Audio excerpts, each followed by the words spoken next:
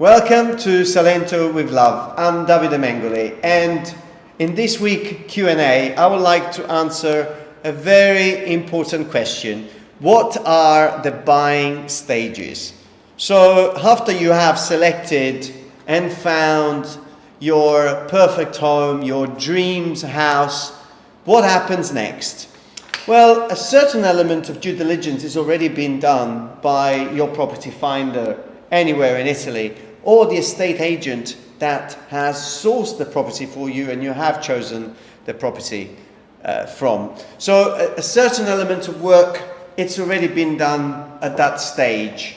So what happens next? Well, after that, you move into making a proposal. Now, making a proposal in Italy, it's an official proposal. And at this particular stage, the deposit that you can give to the estate agent or to the property finder or to the notary, if it's already involved in the process of the purchasing, can be as small as 5%. So a small deposit will secure the property and it will give you time perhaps to put things into place. So once that small deposit is being given, which is a buying proposal, for a period of at least 4 weeks, you can consider yourself in safe grounds. The property will be taken off the market and will give you time to do additional due diligence. Now, if during this process something comes up, something arises that shows that is not really a good purchase, there is some issues to do with the building, there's some issues to do with some legal issues in terms of building permits, well, then you can withdraw your initial offer and you will not lose that 5%, but only if there is an issue. So it's not a period of time for you to think about, it's a period of time to make sure that the due diligence is done properly, and if something arises, then you can pull out without losing anything. After this initial process, then we move on to the preliminary contract. In some ways here I hear the word say compromesso, but really the right terminology is a preliminary. And there's several types of preliminary, but the one that we're going to focus is the one where you're doing a preliminary, you're setting a date for a completion, and so when that date comes, then you will need to complete. But let's talk about the preliminary. What happens at the preliminary? Well, at the preliminary stages, you will probably be asked to give a deposit up to about 20%. Now, bearing in mind you're already given 5%. Now, who do you give this deposit to? That's a very interesting question.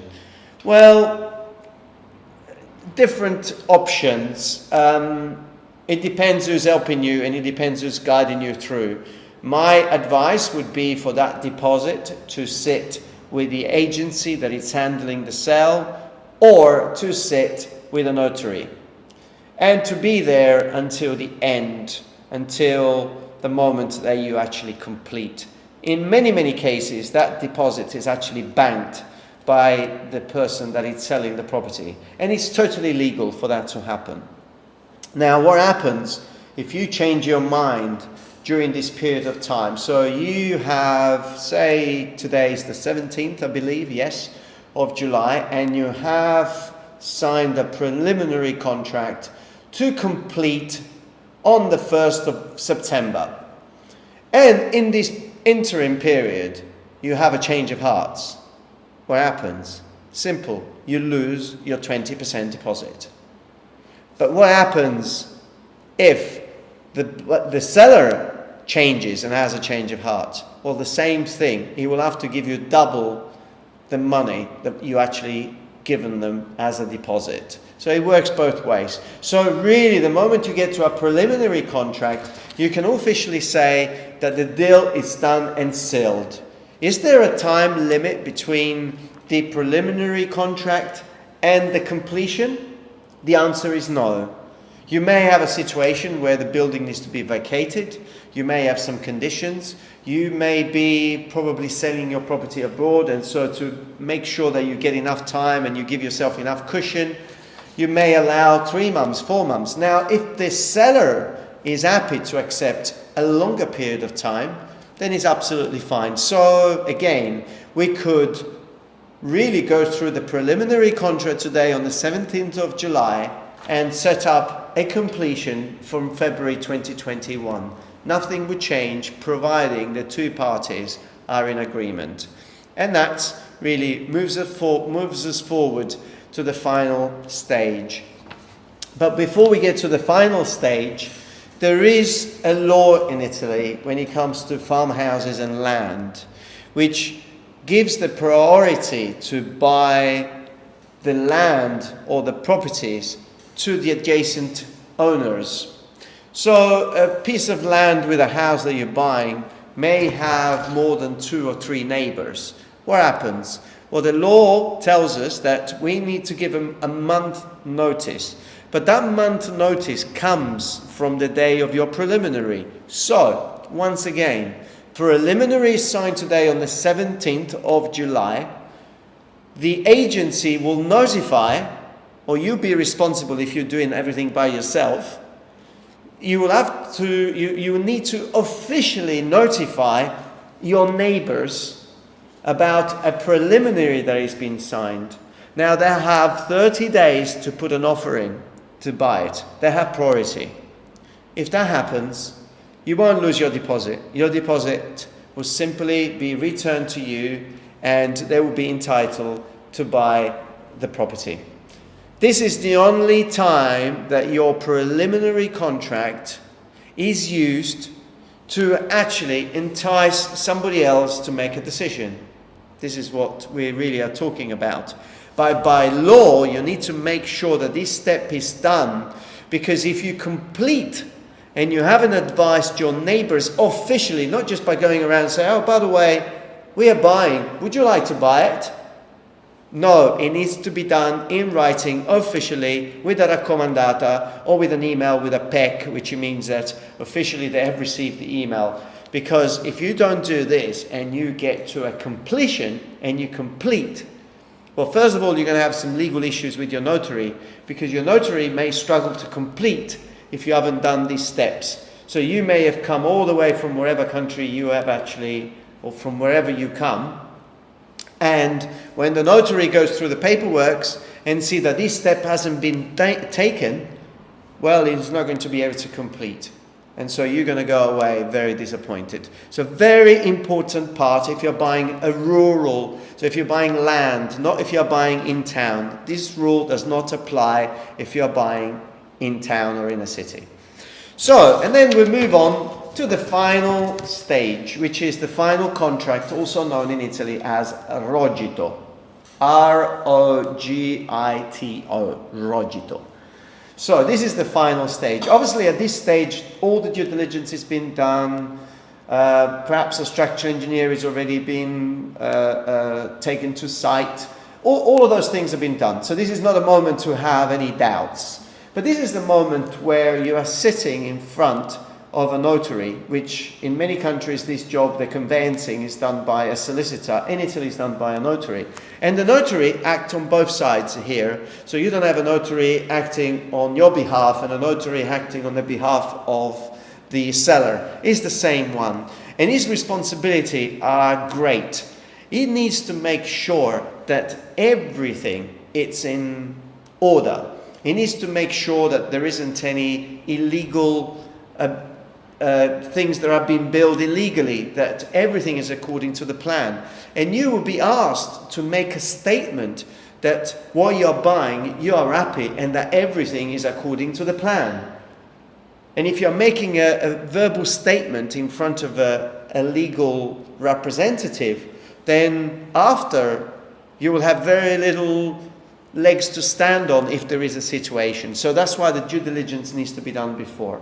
So at this stage, you are in the room with the notary, you have the seller there that is selling the property, you that have come from wherever you have come from. If you are handling the purchase through us, we'll be there representing you and what I would like to say, holding your hand, because it's nice to get that support and it's nice to celebrate right after the moment that everything is completed. It is a magic moment. I've had so many of those magic moments in my personal life, and I like to share that experience with everybody when that moment comes. So he will read all the rights, he will read all the status of the property.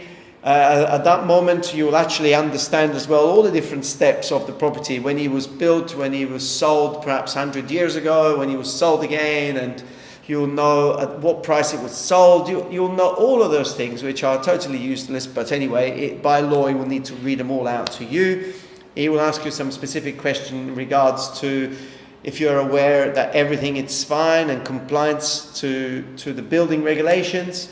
You will say yes if you're happy with that, and the notary is happy with that, everybody's happy, and at that stage we'll move on to the signatures. Bring a nice Mont Blanc. I always have my Mont Blanc for my signatures.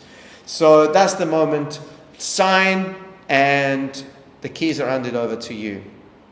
Now, 2 steps, very important, that I think are very, very important, is to have a notary that has a client account. So the money that you are purchasing the property will be transferred perhaps a few days before, and they'll be landed in a notary account, in an official client account. They'll be protected by the law, by the government and everything. The money is sitting there. They're not sitting with an agency. They're not sitting with the person that is selling the property to you. You please make sure that you go through these steps, because it's a very, very important element for me anyway. So the notary at that stage will release the funds, but not until the title is being registered at the land registry. This is an extra piece of security that you get, because at that moment you officially become the owner of the property, but the person that is selling the property doesn't get the money for probably another 2 to 3 days after that. So there is still another part of due diligence that gets done when he gets registered at the land registry. Imagine if something crops up and you've paid the money to the person that is selling you the property. Well, good luck to anybody that wants to tackle that, and I've heard so many stories. So the money being with a legal representative, such a notary, then you are safe, and the money will only be released the moment that the documents are sent to the land registry. And then a few days later, then you'll get the official paperwork saying that you are the owner of the property. But on that moment, you officially get the keys, and you are the owner of a beautiful property in Italy. I think I covered everything. Probably one little aspect that I did write down, that sometimes international buyers are a little bit caught by surprise. But in Italy, the agency that sells property charges commission on both sides. So the seller that is selling the property pays a commission, right so, and the person that is buying the property also pays a commission to the agency. At what stage that commission is paid? Well, in 99% of the cases, on the preliminary. The moment you do the preliminary and you pay that 20%, technically in Italy, the job of the estate agent, that it's helping you to find the right property or to buy the property, it's finished. So that's the stage that you will also pay. So you will do a bank transfer or whatever it is, you'll be paying the agent fee in Italy. And then the agent normally disappears, but in our case, we'll guide you through every step of the way until you sign the papers, until you get the keys, and until we go to the bar next door and we have a good drink together. So I hope you've enjoyed this Q&A about what are the buying stages of a property in Italy alike. I have missed a couple of things, but we'll actually talk about in future Q&As. I hope you've enjoyed it. Please subscribe to our YouTube channel if you've enjoyed this Q&As, and there will be more to come. And please, if you have any specific questions, send the questions to me. Some of them require a little bit of time to research, especially if they're tax related. But I'll be very happy to deliver Q&As based on your questions. Buying a property abroad is an important decision, and you want to make sure that all the boxes are ticked, including our like. So click like if you enjoyed, leave a comment, subscribe to our YouTube channel.